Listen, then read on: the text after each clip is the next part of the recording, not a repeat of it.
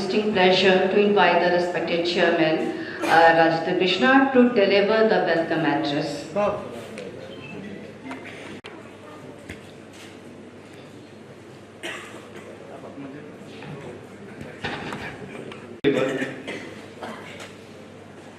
इस सम्मान सभा में उपस्थित झारखंड उच्च न्यायालय के माननीय न्यायाधीश, कार्यवाहक मुख्य न्यायाधीश श्री सुजीत नारायण प्रसाद जी का मैं मुक्त हृदय से हार्दिक अभिनंदन करता हूँ।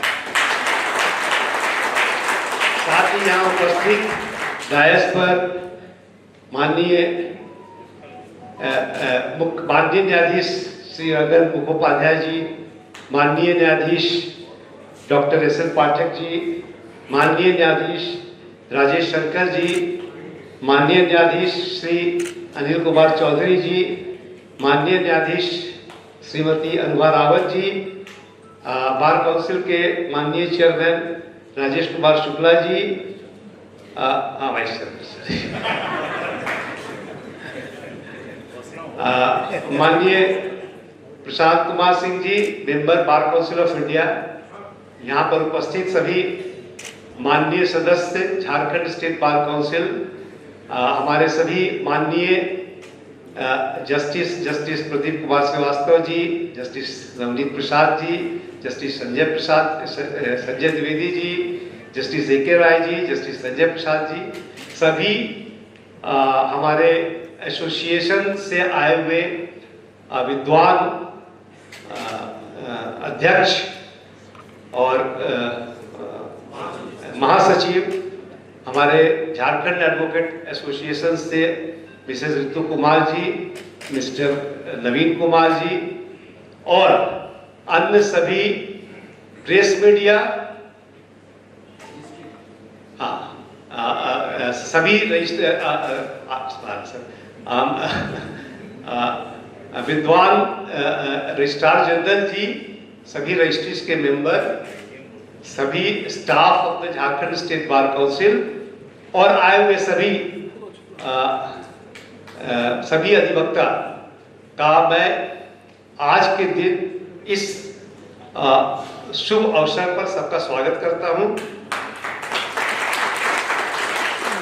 मुझे हर्ष है कि पिछले कुछ समय से हमारे अधिवक्ता समाज से सीधे तौर पर जुड़े न्यायविद पदोन्नत होकर विभिन्न उच्च न्यायालयों में सर्वोच्च पद पर आसीन होकर लगातार शोभा बढ़ा रहे हैं। इस क्रम में माननीय श्री सुजीत नारायण प्रसाद जी झारखंड उच्च न्यायालय के कार्यवाहक मुख्य न्यायाधीश के रूप में पदोन्नत हैं, जो हम सबके लिए बेहद गौरव की बात है।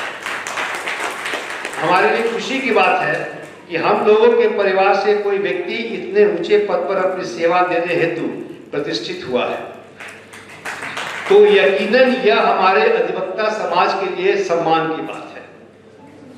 जैसे कि हम सब जानते हैं कि आप 2014 में झारखंड हाईकोर्ट के एडिशनल जज बनाए गए थे। उस समय कानून क्षेत्र में कई महत्वपूर्ण कार्य निष्पादित हुए। 2015 में आप उड़ीसा हाईकोर्ट के जज बनाए गए और आपके कार्यकाल में उड़ीसा ने भी कानून के क्षेत्र में काफी प्रगति की। मेरी जानकारी के मुताबिक, जैसा कि सोशल मीडिया के पब्लिक डोमेन में यह दर्ज है कि आप उड़ीसा उच्च न्यायालय में न्यायिक अकादमी और प्रशिक्षण, कंप्यूटर समिति, ई समिति, किशोर न्याय समिति, भवन समिति, ट्रांसफर समिति, वाहन समिति, अनुसंधान सहायक नियुक्ति समिति के सदस्य के रूप में नामित किए जा चुके हैं। यह इस बात का प्रमाण है कि अधिवक्ता समाज को बेहद करीब से देखने, समझने, इसे संचालित करने तथा सशक्त करने का आपके पास खासा अनुभव है। इसलिए हम सब चाहते हैं कि आगे आप जितने दिन इस सर्वोच्च पद पर आसीन हैं, आपके अनुभव का लाभ हमारे समाज को मिलता रहे। खासकर हमारे राज्य के अधिवक्ताओं की प्रतिष्ठा आपके पद के अनुरूप बढ़े, ऐसी उम्मीद करता हूं। कहा जाता है कि बार और बेंच एक ही सिक्के के दो पहलू हैं, मगर यह दुर्भाग्य है कि समय समय पर बार और बेंच के बीच अनुकूल संबंध दिखाई नहीं पड़ते। हम चाहते हैं कि आपके इस कार्यकाल में, आपके मार्गदर्शन में बार और बेंच परस्पर सहयोग से नए मुकाम हासिल करें। मुझे याद है कि एक बार आपने कहा था कि वकील समुदाय न्याय प्रदान करने में अपने कर्तव्य का निर्वहन करके लोगों की मदद कर रहा है, लेकिन उन्हें न तो राज्य और न ही संघ के द्वारा न्याय दिया जाता है। इसलिए समय आ गया है कि वकीलों को स्वास्थ्य और अन्य लाभ जैसे बीमा लाभ प्रदान करके संरक्षित किया जाना चाहिए, जो कानून के तहत स्वीकार्य हो।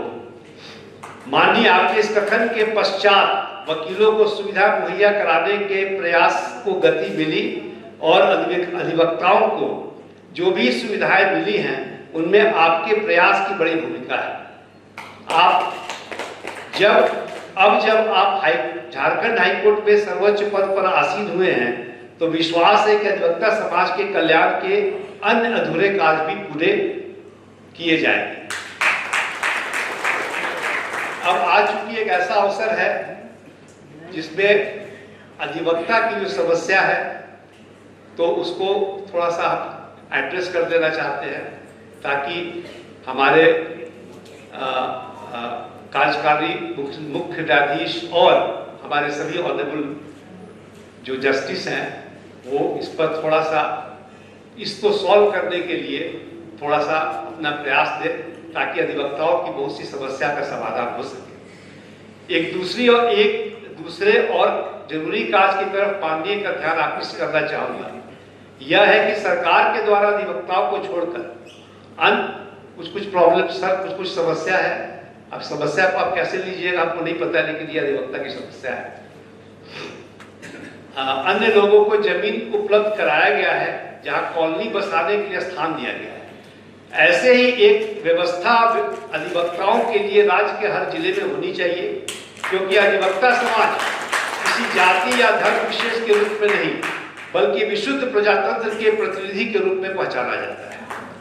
विदित हो कि झारखंड बार काउंसिल में चुने हुए अधिवक्ता, जिनमें से लगभग आधे लोग, सर ये थोड़ा सा इंपॉर्टेंट है इसलिए बोल रहे हैं, जिसमें काफी लोगों को झारखंड हाईकोर्ट से चुनकर और अन्य जगह से जो आते हैं, इनमें से अधिकांश को झारखंड हाईकोर्ट में चेंबर आवंटित है, जबकि विभिन्न जिलों से निर्वाचित होकर आए बार काउंसिल के वैसे सदस्य को जिन्होंने झारखंड हाईकोर्ट में चेंबर जिनको नहीं मिला है, उन्हें चेंबर की सुविधा अगर प्रदान कर दी जाए तो इससे होगा क्या कि उन्हें हाईकोर्ट में आकर काम कराने में जो असुविधा होती है वो खत्म होगी, और यह सुविधा मिलने से उन्हें कोर्ट परिसर में भटकना नहीं होगा तथा वे तनाव रहित होकर अपना काम कर पाएंगे।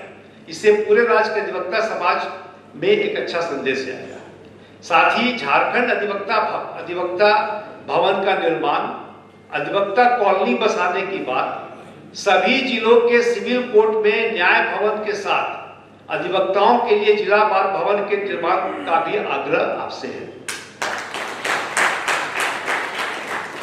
महोदय, हम लोगों ने रांची जिला बार एसोसिएशन के बगल में स्थित शिक्षा विभाग वाले भूखंड को रांची जिला बार को हस्तांतरित करने का आग्रह आपके साथ हमारी जो लास्ट मीटिंग हुई थी, हम सभी मेंबर्स थे वहां पर, हम लोग के उसमें आग्रह किया गया था। उस दिशा में उस भूखंड को रांची जिला बार को सौंपने के लिए जो कार्यवाही हो रही है, हम लोग उसका स्वागत करते हैं और आपके आभारी।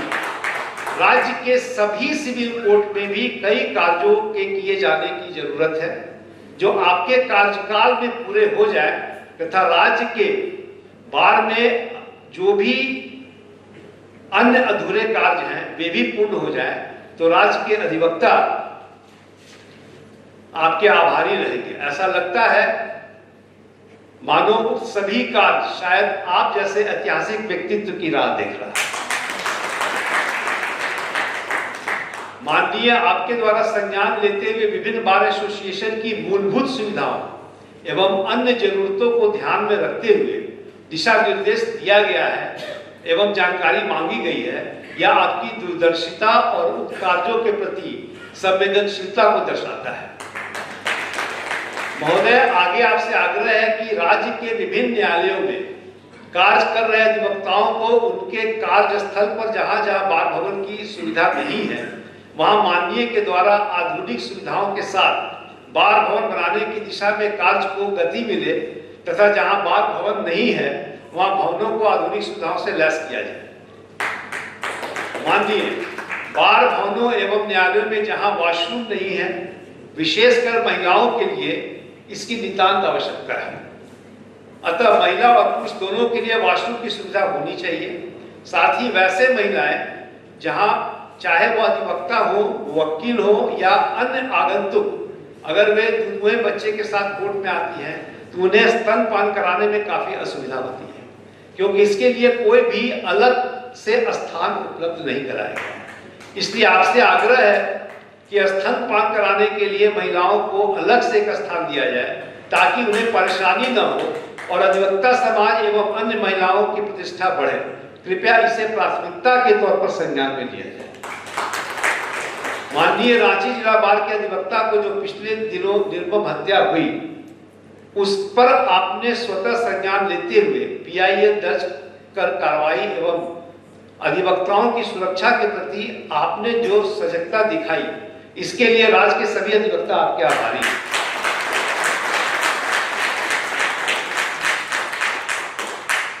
आपसे आग्रह है कि आपके कार्यकाल में ही अधिवक्ता सुरक्षा अधिनियम पर कार्रवाई करते हुए इसे अंतिम रूप दे दिया जाता तो हम अधिवक्ताओं के लिए यह एक बड़ा कार्य हो जाता। इस क्रम में राज्य के सभी बार में सुरक्षा हेतु उच्च गुणवत्ता वाला CCTV लगाने का भी काम किया जाए और मुझे पता है कि इसका भी प्रयास चल रहा है और फेज वाइज जिला को सिलेक्ट करके शुरू किया जा रहा है, जैसा कि मेरी जानकारी में। माननीय, विभिन्न उच्च न्यायालयों और समितियों में अपनी सेवा देते हुए आपने अपनी प्रतिबद्धता से हमारी उम्मीदों को बढ़ा दिया है। चाहता हूं आपकी दूरदर्शिता, आपके अनुभव का लाभ राज्य के अधिवक्ता समाज को मिले और ऊपर वर्णित ये काम संपन्न हो जाए तो यह दौर ऐतिहासिक हो जाएगा। आपको सम्मानित करते हुए हमारे साथ झारखंड का पूरा अधिवक्ता समाज गर्व महसूस कर रहा है। दृष्टि बनाए रखे। आपका पुनः अभिनंदन। जय भारत, जय संविधान।